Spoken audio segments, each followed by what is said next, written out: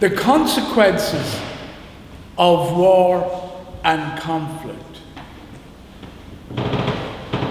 is the destruction of our environment.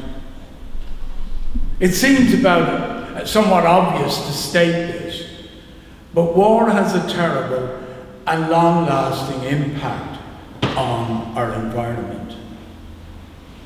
Pollution and destruction to the ecosystems are somewhat obvious. And of course, devastation on habitat, both of humans and other creatures. Pollution of the air and contamination of water supplies. Contamination of the very water itself.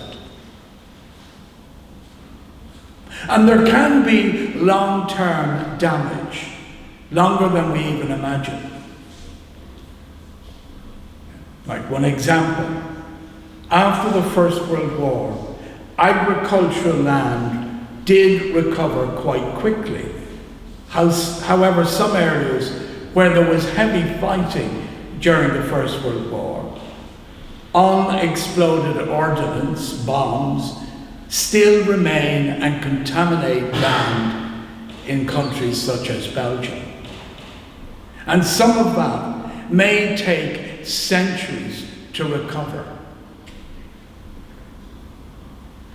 The environment has recovered incredibly slowly in Vietnam, where Agent Orange was used. There is still deforestation and dioxin contamination in great amounts.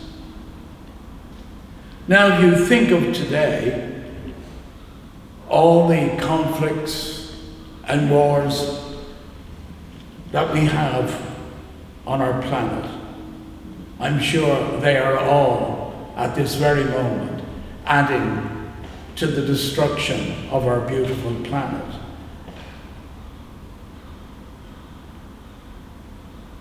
And maybe when we talk of peace, we need to be more transactional. In other words, people understand that from peace they will gain. That peace must have a dividend. You have to show people that by moving towards a peaceful solution, there is gain in doing that. Such as the obvious one, which happened here in Northern Ireland post-conflict, economic growth. Northern Ireland has, at the moment, 1.4% unemployment. It is the lowest unemployment in the UK and much lower than the European Union average. And that there will be a peaceful period after the conflict. Well, we've seen that here as well. We don't all love each other by any stretch of the imagination. A lot of the old anger and contempt for each other still exists, but we've learned a sophisticated way of living together.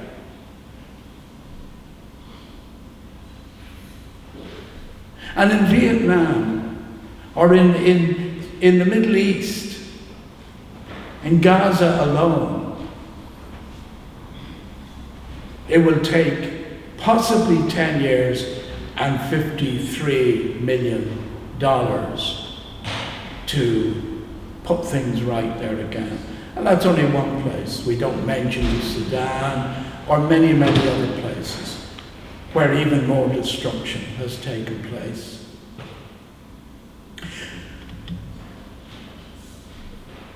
Roger and Norman sang about Coventry in Roger's beautiful song, and about the destruction of the city of Coventry, and how it has been twinned with Dresden in Germany, which was equally destroyed during the war. And the song also encompassed the concept of forgiveness. It's somewhat ironic But you can't have the concept of forgiveness unless you've got something to forgive. So we've a lot of bad things to do to each other before we seek each other's forgiveness. That sounds a bit fatalistic, but that's the nature of who we are. Sheena expressed rightly the beauty of nature and its symmetry with the understanding of creation. Sheena expressed the incredible wonder, and as a scientist, because Sheena is a scientist, the incredible wonder of human production and the continuous fascination of birth, that we actually hope and desire to go on. Children are the hope for the future. They are the reason that we keep our families together, our homes together, is for the children. And it's a great sense of hope. And it's been going on for a long time, a very long time. Up until now, there's been approximately 10,000 generations on this planet. I counted them last night. And that is within the short life of humanity on this planet. 200,000 years. Now, please don't do the maths. I know there's a 2 and a 1 there, and that doesn't seem to operate. But that's what the scientists told me. And who am I to argue with the scientists?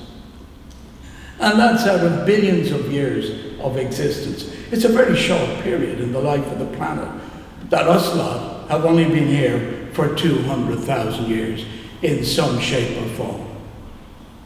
And that is averaging 20 years for each generation. So as Sheena rightly pointed out, it is an amazing wonder, the continuous survival and the continuous growth of the human race. Winston Churchill, a very wise man and a very pragmatic man and a very realistic man, said, in actual fact, believe it or not, we don't do too bad a job living on this planet. Believe that is actually true. Indeed, there are less wars now than there have been throughout history. We can't pretend to wish away war. Indeed, conflict is a failure of diplomacy and a digging in. When we fail with diplomacy, or it is the failure of politics. But it's lots of other things as well.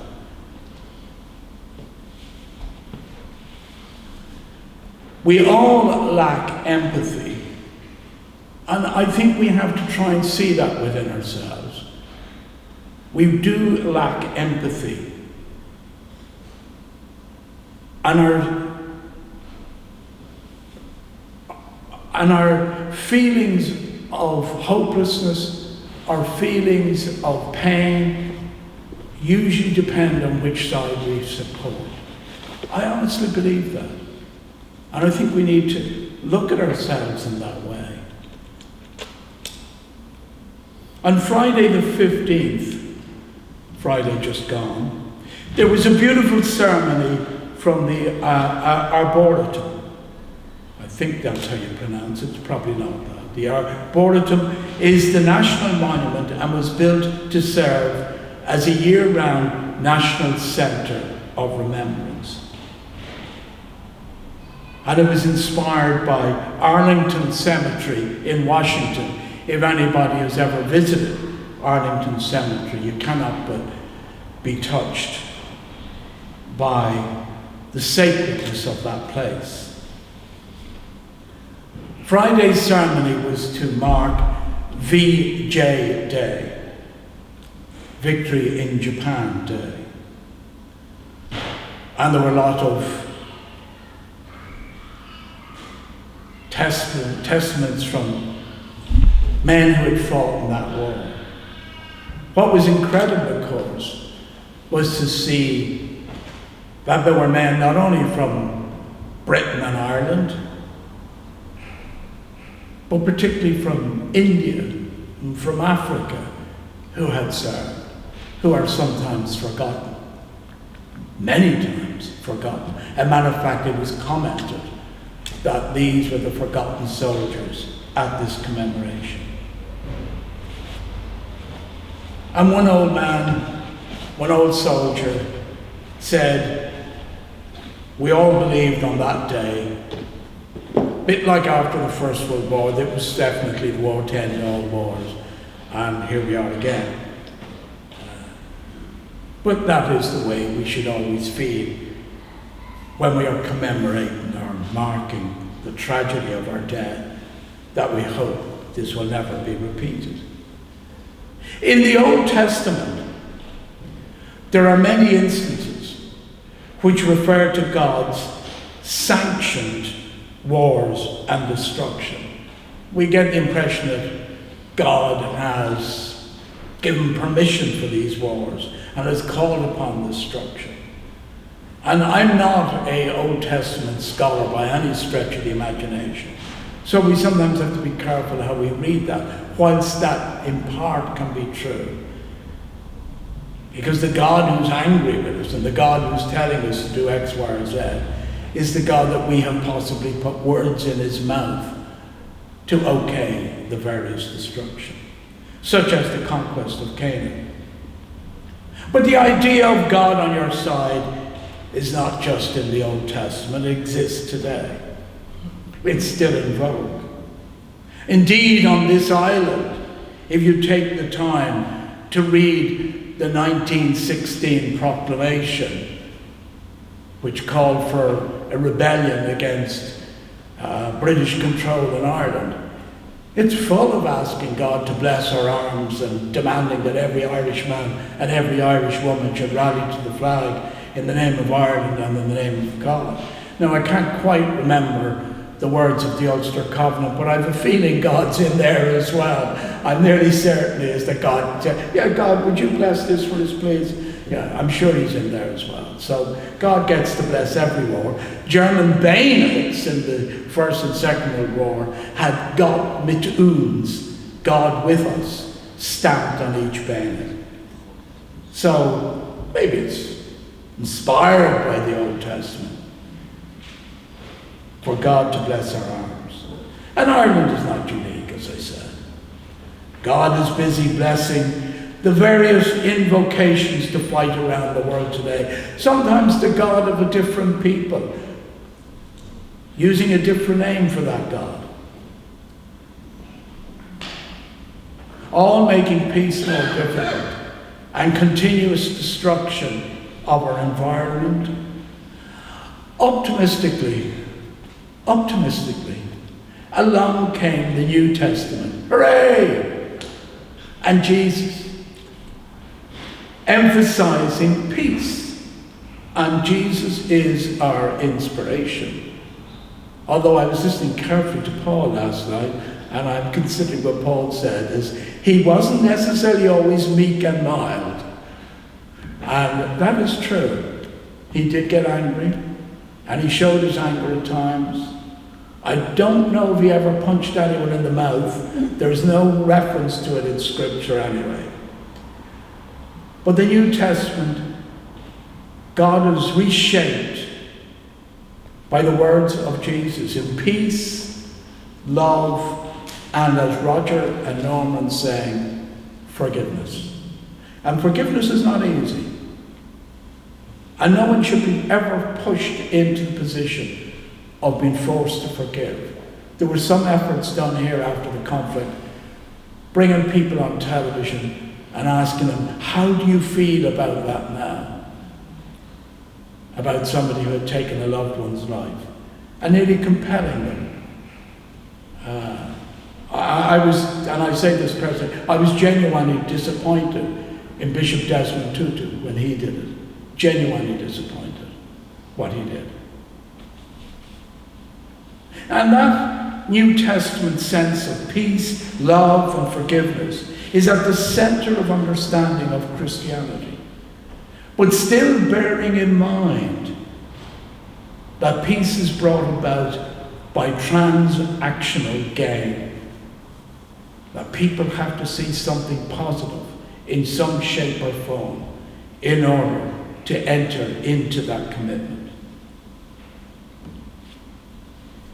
And yes, nature can be at the same time both wondrous and beautiful and violently treacherous. But nature does not operate from anger and vengeance. Nature is nature. Anger and vengeance is our priority. It's our prerogative. Nature is the amazing physical context in which we live. Nature and the continuous struggle of humankind to either tame, improve, or in many cases destroy the beautiful planet on which nature exists.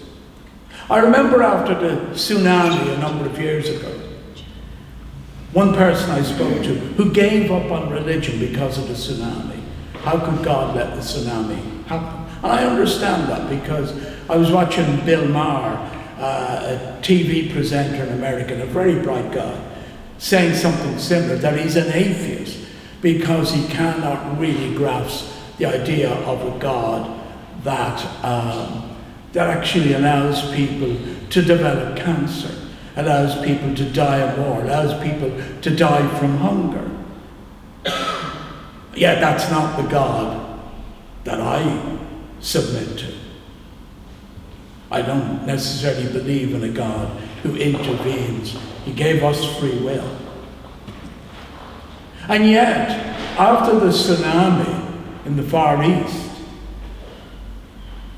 the people in those areas, many of them from the Buddhist tradition, responded in a religious way to the devastation of the tsunami, by lighting candles, by praying, by building their hope to go on. Now, many Christians believe that God talks to us through nature, in the sense that you might walk in the countryside, smell the flowers, hear the birds, listen to the stream, look at the mountains, walk by the sea, see the yacht sails, all of that, beautiful. And it speaks to us, and I can understand that. I do it myself. And you get a sense of some spiritual belonging. But it has to be nature in all her manifestations.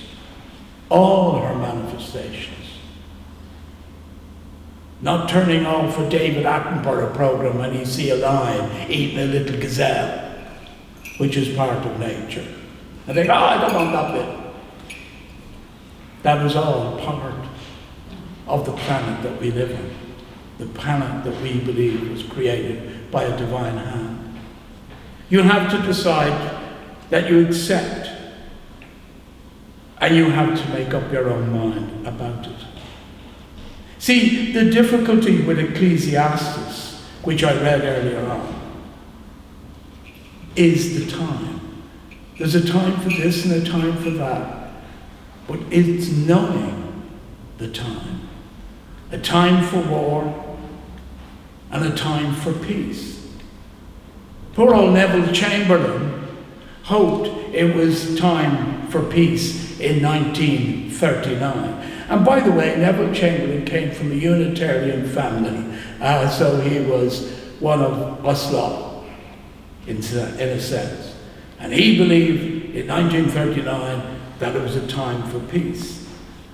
And sadly for him, that wasn't to be. And Churchill knew it was time for peace in 1945. It takes a wise person to understand when it is time for the peace. And there's not too many of those wise persons amongst our great leaders at the moment. They don't seem to have any sense of timing. A time to build up and a time to tear down. A time to plant and a time not to plant. And I finish with this. In the song that was sang last week, written by Roger and sung by Norman and Roger, amongst the lyrics, there is a profound pleading for God's forgiveness. And I don't know if Roger meant this, but Roger, as an ex-Catholic, I felt it was even a sense of going to confession. Because in the song is the confession in order to receive absolution for a list of things that we have done. An absolution and forgiveness from the divine. For the hatred that divides us by nation, race, and class. Father, forgive us. For the covetous desires to possess what isn't ours. Father, forgive us. For the greed that exploits the labors of our sisters and our brothers. Father, forgive us. For our envy of the welfare and the happiness of others.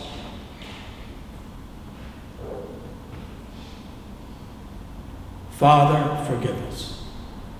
Amen.